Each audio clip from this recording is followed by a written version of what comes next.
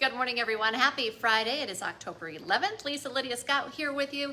We're going to get your weekend forecast in a moment, but of course, we always like to remind you right away. We're live on Facebook every weekday morning, but it stays on your feed throughout the day, so you can watch it whenever it works best for you. Plus, we make it into a podcast. You can find that at inform.com/podcast. Just look for the Inform Minute. All right, this weekend, going to feel a lot different than it has the past few. Oh, yeah, big changes. Welcome back to October. Fall, it's here. The past couple of days, lots of 70s, 80s, did manage 86 in Fargo yesterday, which tied the record high from 2003. Right. So we officially tied the high. Didn't break it, which I was a little weary about. Remember, we all talked about that. Yeah. So 86 ended up tying it.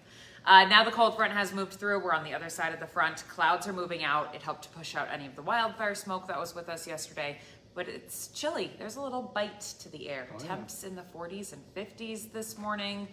The wind making it feel even a little bit chillier. That wind has a bite out of the north, about 10 to 20, gusting near 25. We'll keep that wind around today. High temperatures only in the 60s, close to average for this time of year.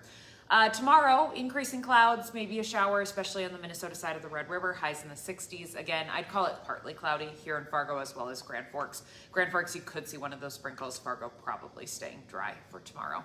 Temps only in the 50s on Sunday and still looking breezy out of the northwest, 15 to 25, gusting around 30 miles an hour. So again, feeling a little bit cooler. We'll wake up in the 30s on Monday morning, top off near 50, which means you spend most of the day in the 40s. Sweater weather on Monday. Even colder than as we wake up Tuesday morning. I'm forecasting a lot of 20s on Tuesday morning. Anywhere from about 23 to 29 degrees is where I think our region will wake up on Tuesday morning. First widespread freeze of the season. Think about that. Yeah. If the kids are going to be out on the playground on Tuesday morning, they're going to need hats and mittens. Okay. So I gotta find those. Like, right, where are they? I was just thinking that as you were saying it. Like all those winter things. There could easily be a good layer of frost on your windshield on Tuesday morning. So the ice scraper, where is that located? Is it still in your car? Is it somewhere in the garage? You might need it if you park outside Monday night into Tuesday. I do have 70s again though, and even some 60s at the end of the 10-day forecast. So we're not sliding into winter. This is just a little bit of a cool stretch here. Kind of a taste of November, if you will, early next week. Okay, thanks guys. Thank you.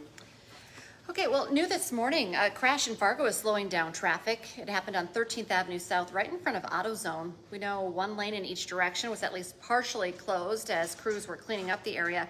We do know, though, a light pole was knocked down. That's causing traffic to be backed up. A witness we talked to on scene said they saw the driver get out of the car and leave the scene after that crash. We are still working to confirm that. Stick with the news leader for updates. Prosecutors say they will not be filing charges in the shooting death of a young man outside a local church. 25-year-old Austin Strom was shot and killed outside the main doors of the Prairie Heights Church in West Fargo. The shooter, Don Barron, claimed self-defense. The U.S. Forest Service is now banning fires in the Dakotas. That ban includes campfires and stove fires on some national grasslands.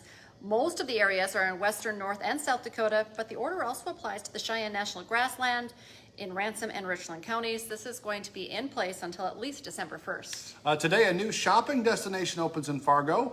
Ross Dress for Less takes over the old Bed Bath & Beyond building on 13th Avenue South. The store specializes in discounted clothing, shoes, home goods, and lots more. It's the second Ross location in North Dakota. The first is in Grand Forks.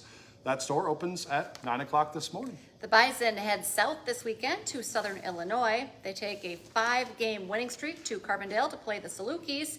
Southern Illinois is 2-4 on the season. If you want to catch the game, you have to have ESPN Plus this weekend. Kickoff is at 2 o'clock, but of course WDAY has you covered, whether the game is on WDAY or not. You can catch your Bison game day tomorrow morning at 10 right here on WDAY. And today on Hot Mic with Dom Izzo, it's 1 versus 2 tonight in Alexandria as the Cardinals host Moorhead. Kevin Feeney previews that matchup. Plus, UND opens a new season this weekend. What are the expectations for the Fighting Hawks this year? That's from 9 to 11 on WDAY Extra. Remember, now's a great time to get your Inform.com subscription. It's your all-access pass to all of these news, weather, and sports headlines. Just go to Inform.com/subscribe to check it out. Make sure to join us the rest of the day for our newscast as well. Our next one's at 11, then 4, 5, 6, 9, and 10.